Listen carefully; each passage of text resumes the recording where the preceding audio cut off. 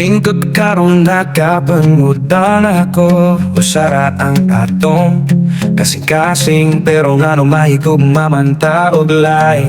Unsay hinungdan ngano hangtod karon usahay usahay maduha.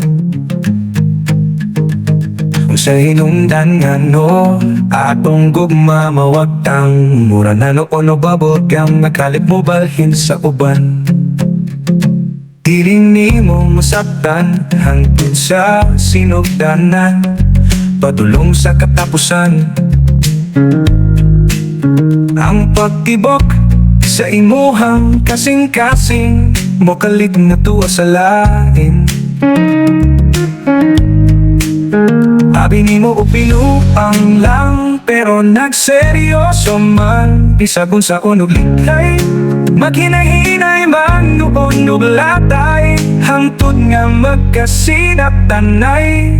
Nagproblema na hinuon ko kay duha na ang akong trato. Instead usara kong tato, lapunan na pud noon og puto. Pastelan malasa kaya problema ko sara.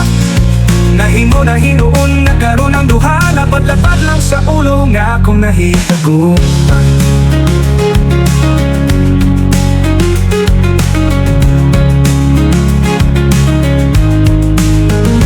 Dili nimo masaktan hangtod sa sinugdanan, padulong sa katapusan.